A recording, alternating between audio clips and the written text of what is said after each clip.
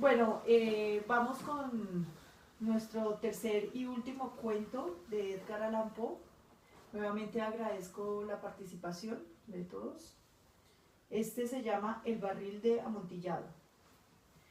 Lo mejor que pude haber soportado las mil injurias de un Fortunato.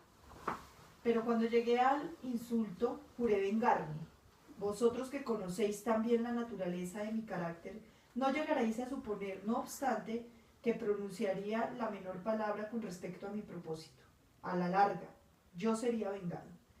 Este era el punto establecido definitivamente, pero la misma decisión con la que había resuelto excluía toda idea de peligro por mi parte. No solamente tenía que castigar, sino castigar impunemente. Una injuria queda sin reparar cuando justo su castigo perjudica al vengador. Igualmente se queda sin reparación cuando éste deja de dar a entender a quien le ha agraviado qué es el quien se venga. ¿Quién es el que se venga? Es preciso entender bien que ni una palabra, ni de una obra, ni de un Fortunato motivo alguno para que sospechara de mi buena voluntad hacia él. Continué como de costumbre sonriendo en su presencia, y él no podía advertir que mi sonrisa entonces tenía como origen en mí la idea de arrebatarle la vida. Aquel Fortunato tenía un punto débil, aunque en otros aspectos era hombre digno de toda consideración y aún de ser temido. Se enorgullecía siempre de ser un entendido en vinos. En realidad, pocos italianos tienen el verdadero talento de los catadores. En la mayoría su entusiasmo se adapta con frecuencia a lo que en el tiempo y en la ocasión requieren, con objeto de dedicarse a engañar a los minoraires ingleses y austríacos. En pintura y piedras preciosas, Fortunato, como todos sus compatriotas, era un verdadero charlatán, pero en cuanto a vinos añejos era sincero. Con respecto a esto, yo no diferiría extraordinariamente de él. También yo era muy experto en lo que se refiere a los vinos italianos, y siempre que se me presentaba ocasión compraba gran cantidad de estos. Una tarde, casi al anochecer, en plena euforia del carnaval, encontré a mi amigo. Me acogió con excesiva cordialidad, porque había bebido mucho. El buen hombre estaba disfrazado de payaso. Llevaba un traje muy ceñido, un vestido con listas de colores, y coronaba su cabeza con un sombrerillo cónico adornado de cascabeles. Me alegré tanto de verle que creí no haberle estrechado jamás su mano como en aquel momento que le dije: querido Fortunato, le encuentro a usted muy a propósito. Pero, ¿qué buen aspecto tiene usted hoy? En este caso, he recibido un barril de algo que llaman amontillado y tengo mis dudas. ¿Cómo? Dijo él. ¿Amontillado? ¿Un barril? No, imposible. ¿Y en pleno carnaval? Por eso mismo le digo que tengo mis dudas, contesté. Él iba a cometer la tontería de pagarlos como si se tratara de un exquisito amontillado sin consultarle. No había modo de encontrarle a usted y temía perder la ocasión. Amontillado, tengo mis dudas. ¿Amontillado? ¿Y he de pagarlo? ¿Amontillado? Pero ¿cómo se supone que está usted, pero como se supone que usted está muy ocupado, iba ahora en busca de Lucchesi. Él es un buen entendido. Él me dirá: Lucchesi es incapaz por sí mismo de distinguir el amontillado del Jerez. Y no obstante, hay imbéciles que creen que su paladar puede competir con el de usted. Vamos allá. ¿A dónde? A sus bodegas. No, mi querido amigo, no quiero abusar de su amabilidad. Preveo que tiene usted algún compromiso, Lucchesi. No tengo ningún compromiso, vamos. No, amigo mío, aunque usted no tenga compromiso alguno, veo que usted tiene mucho frío. Las bodegas son terriblemente húmedas, materialmente están cubiertas de salitre. A pesar de todo, vamos, no importa el frío, amontillado. Le han engañado a usted y Lucchesi no sabe distinguir el Jerez del amontillado. Diciendo esto, Fortunato se cogió de mi brazo, me puse un antifaz de seda negra y ciñéndome bien el cuerpo de mi roquelé, me dejé conducir por él hasta mi palacio. Los criados no estaban en la casa, habían escapado para celebrar la festividad del carnaval. Ya antes les había dicho que no volvieran hasta la mañana siguiente, y les había dado órdenes concretas para que no estorbaran por la casa. Estas órdenes eran suficientes de sobra, lo que sabía yo, para asegurar la inmediata desaparición de ellos en cuanto yo volviera a las espaldas. Cogí 2 velas de sus candelabros, entregué a Fortunato una de ellas y le guié haciéndole encorvarse a través de distintos aposentos por el ovedo pasaje que conducía a la bodega. Bajé delante de él una larga tortuosa escalera recomendándole que adoptara precauciones al seguirme. Llegamos por fin a los últimos peldaños y nos encontramos unos frente al otro. Sobre el suelo húmedo de las catatumbas de Montesors. El andar de mi amigo era vacilante y los cascabeles de su gorro cónico resonaban una y cada vez a sus zancadas. ¿Y el barril? Está más allá, le contesté, pero aquí tiene usted estos blancos festones de telaraña que brillaban en las paredes de la cueva. Se volvió hacia mí y me miró con sus nubladas pupilas que destilaban las lágrimas de la embriaguez. ¿Salitre?, me preguntó por fin. Salitre, le contesté.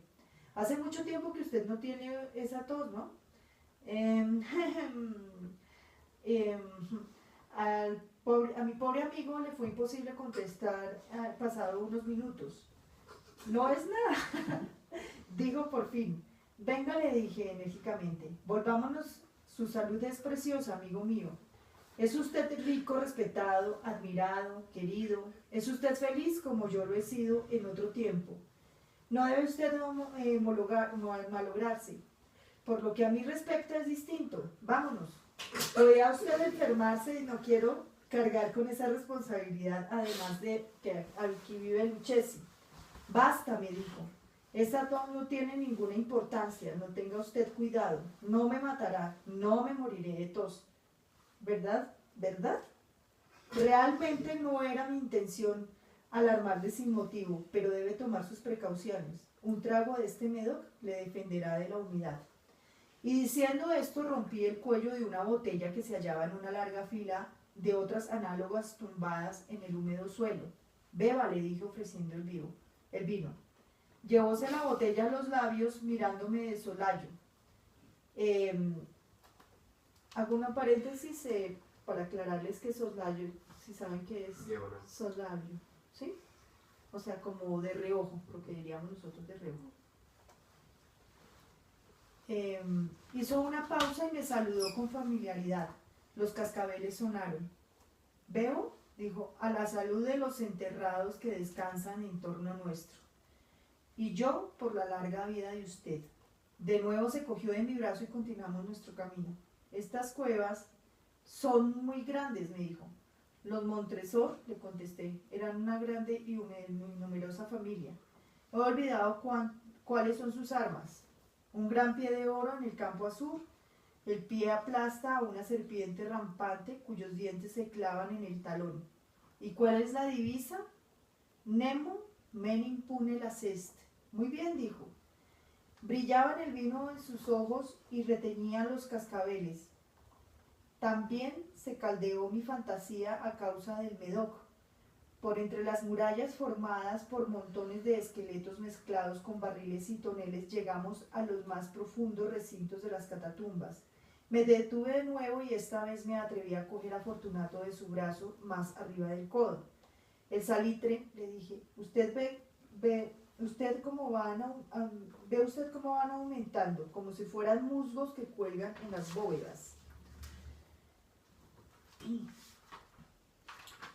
Ahora estamos bajo el lecho frío. Las gotas de la humedad se refilan por entre los huesos. Venga usted, volvamos antes de que sea muy tarde. Esa tos.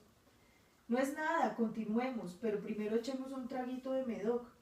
Rompí un frasco de vino de Graf y se lo ofrecí. Lo vació de un trago, sus ojos llamearon con ardiente fuego. Se echó a reír y tiró la botella al aire con un ademán que no pude comprender. Le miré sorprendido, él repitió un movimiento grotesco. ¿No comprende usted? La verdad que no, le contesté. Entonces, ¿usted no es usted de la hermandad? ¿Cómo? ¿No pertenece usted a la masonería? Ah, sí, le dije. ¿Usted? Imposible, ¿un masón? Un masón, repliqué. A ver un signo. Le contesté sacando debajo de mi roquelaire una paleta de albañil. ¿Usted bromea? Exclamó retrocediendo unos pasos.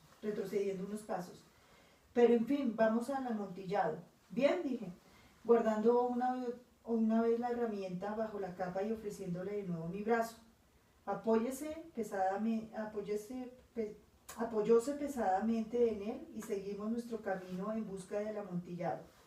Pasamos por debajo de una serie de bajísimas bóvedas. Bajamos, avanzamos, luego descendimos, después y llegamos a la profunda cripta, donde la impureza del aire hacía enrojecer más que brillar nuestras velas.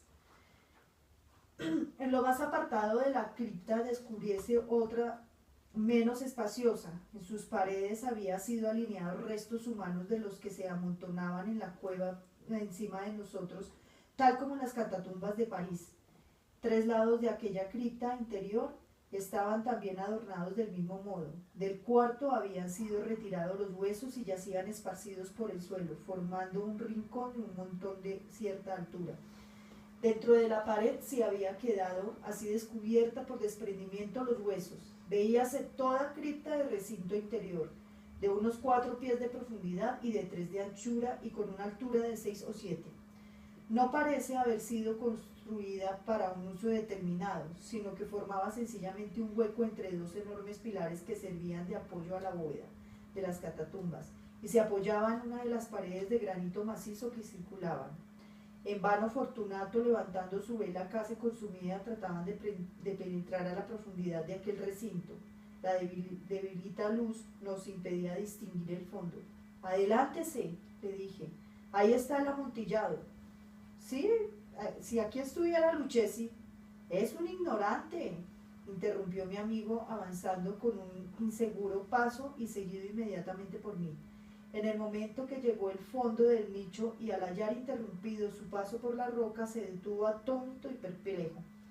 Un momento después había yo conseguido encadernarlo al granito. Había en su superficie 2 argollas de hierro separadas horizontalmente una de otra por unos 2 pies. Rodear su cintura con los eslabones para sujetarlo. Fue cuestión de pocos segundos. Estaba demasiado aturdido para ofrecerme resistencia. Saqué la llave y retrocedí saliendo fuera del recinto. «Pase usted la mano por la pared», le dije, y no podrá menos de sentir el salitre. Está en efecto muy húmeda. Permítame que le ruegue que se vuelva atrás. ¿No viene usted? Entonces no me queda más remedio que abandonarle, pero debo antes prestarle algunos cuidados que está en mis manos hacer. «El amontillado». Mi amigo no había vuelto todavía de su asombro. «Cierto», repliqué, «el amontillado», y diciéndole estas palabras me atarea en aquel montón de huesos que antes he aludido.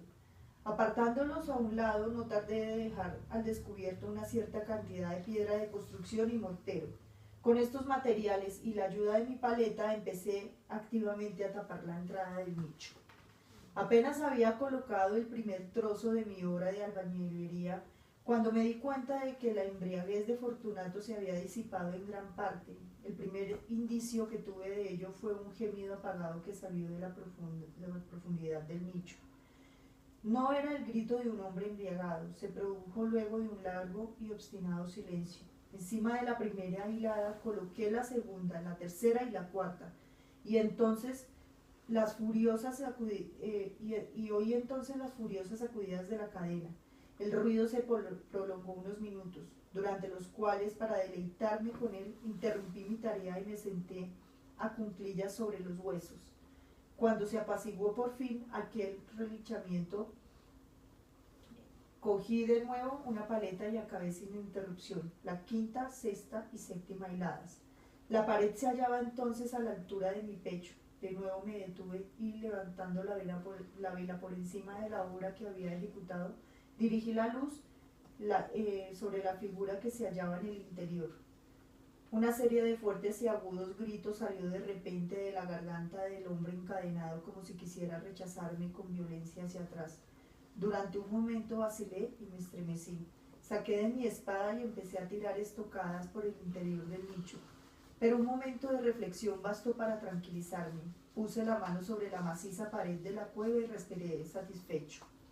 Volví a acercarme a la pared y contesté entonces a los gritos de quien clamaba. Los repetí, lo acompañé y los vencí en extensión y fuerza. Así lo hice. Y el que gritaba acabó por callarse. Ya era medianoche y llegaba a su término mi trabajo. Había dado fin a las octava, novena y décima hiladas. Había terminado casi la totalidad de la oncena y quedaba tan solo una piedra que colocar y revocar. Tenía que pelear con su peso. Solo, especialmente, se colocaba en la posición necesaria. Pero entonces salió del nicho una risa ahogada que me puso los pelos de punta. Se emitía con una voz tan triste que con dificultad la identifiqué con la del noble Fortunato. La voz decía, ¡ja, ja, ja, ja! Buena broma, amigo, buena broma. Los que nos reiremos luego serán el palacio. ¡Ja, ja! A propósito de nuestro vino, ¿el amontillado? Sí, el amontillado. Pero no se nos hace tarde. ¿No estarán esperándonos en el palacio Lady Fortunato y los demás? ¡Vámonos! Sí, dije, vámonos ya. Por el amor de Dios, Montesor. Sí, dije, por el amor de Dios. En vano me esforcé en obtener respuesta de aquellas palabras. Me impacienté y llamé en alta voz. ¡Fortunato! No hubo respuesta y volví a llamar. ¡Fortunato! Tampoco me contestaron. Introduje una vela por el orificio que quedaba y la dejé caer en el interior. Me contestó solo un cascabeleo.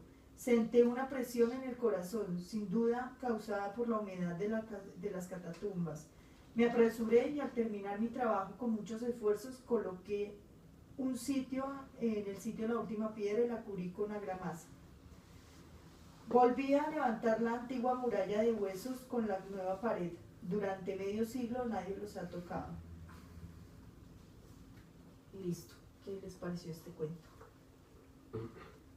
Pues él habla sobre un amigo que tiene que no lo soporta, creo yo, por el ego y por lo egoísta que es él, porque ahí nombra cosas como que él se las creía de que era muy buen cazador y que cuando hablaba con una persona era como a dar a mostrar a todos las cualidades que no tenía sobre cualquier tema o los conocimientos que no tenía sobre cualquier tema. Y aprovechar en un carnaval, pues la situación del carnaval, para llevárselo a unas bodegas viejas, como me lo imaginé, pasando por un camino como yendo hacia una mazmorra, con el cuento de un vino que supongo que era escaso, y pues menos en carnaval lo iba a conseguir, y pues ahí lo mata, o bueno, lo encierra. Eso fue lo que yo entendí. ¿Quién más que entendieron del cuento? ¿Qué piensan de este personaje? O sea, si bien es cierto, está hablando de un amigo, digamos, ustedes cómo analizan la personalidad digamos, del personaje principal. ¿Qué analicen, qué perciben, cómo es él? Pues aparte de supremamente hipócrita, no sabría. Egoísta, ¿no? Y asesino, ¿no? Es un asesino, es un asesino. Porque habla también sobre las cavernas y que en las mazmorras ya había huesos, o sea que no era la primera vez. Entonces, no sé si ustedes entendieron como yo que al encontrar todas esas pues el montón de huesos, ya era una tradición en él, o sea, como un asesino en serie, ¿no? Sí. Y no sé qué otras cosas analizan más de este cuento. ¿Qué les llamó más la atención? Así que algo que les haya impactado del cuento? Pues el man como todo loco, ¿no? Llevárselo hasta allá y pues ahí como que ya lo tenía planeado. Ajá. Pero también la inocencia de Fortunato, porque como a mitad de camino él se da cuenta que el otro no es de la legión, o no sé cómo lo llaman. De los masones. Entonces también como, pues también es su borrachera y eso, pero muy inocente, ¿no? Como confiado en él. ¿Ya? ¿Les gustó este cuento? Sí. Bueno, entonces muchas gracias por acompañarme, por su apoyo y ya, espero que les haya gustado y espero que esto les motive para que pues hagan como esos clubes de lectura cuando puedan con sus compañeros o sus amigos. Entonces, muchas gracias.